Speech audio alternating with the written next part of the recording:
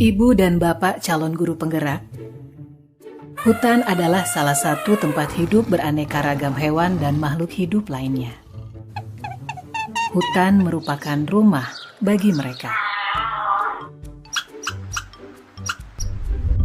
Pada suatu hari, Raja Hutan berpidato di hadapan semua hewan di hutan dan mengatakan, "Untuk menghadapi tantangan dunia baru, maka aku akan mendirikan sebuah sekolah.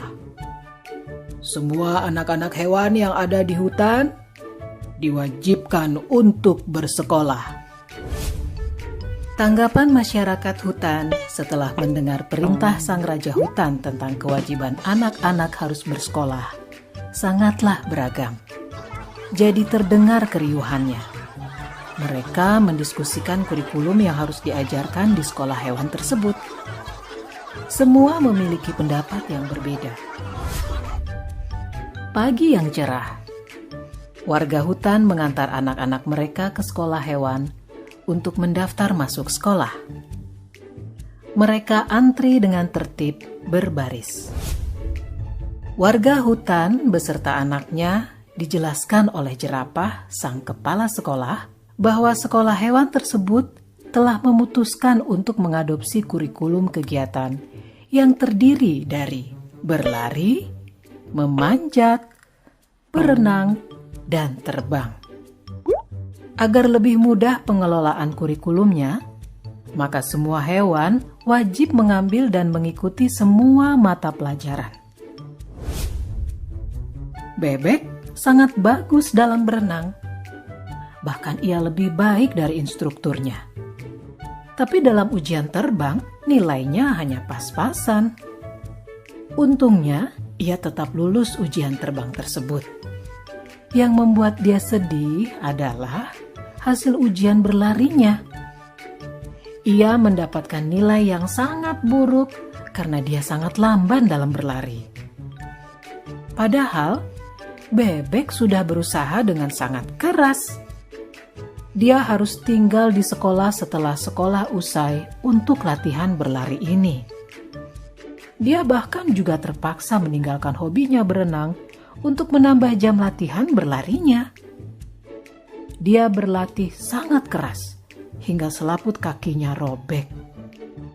Akibatnya, ia pun tidak bisa menunjukkan hasil yang baik bahkan dalam ujian renang karena masalah dengan kakinya tersebut. Bebek pun gagal di ujian berlari dan hanya mendapat nilai rata-rata dalam ujian berenang.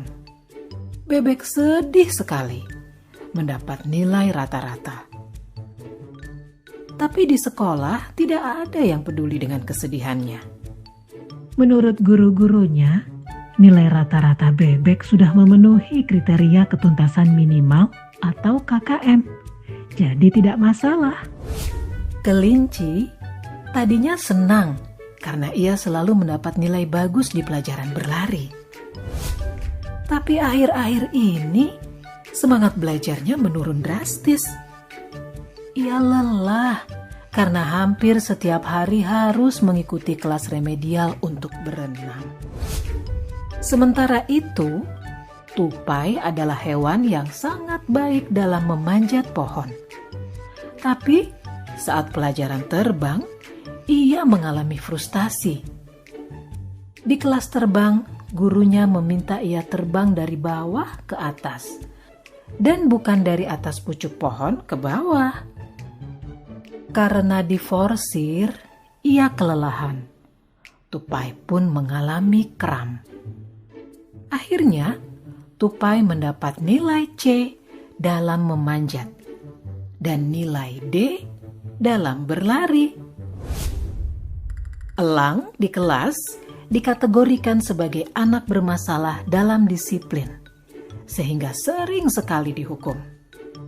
Di kelas memanjat, ia selalu mengalahkan semua hewan yang lain dan sampai ke pucuk pohon terlebih dahulu. Tetapi, ia bersikeras untuk naik ke atas pohon dengan menggunakan caranya sendiri. Menurut elang, yang penting adalah tujuan akhirnya. ia akhirnya juga tidak lulus. Walaupun gurunya sudah memintanya untuk terbang dari bawah, ia tetap tidak mau mendengarkan.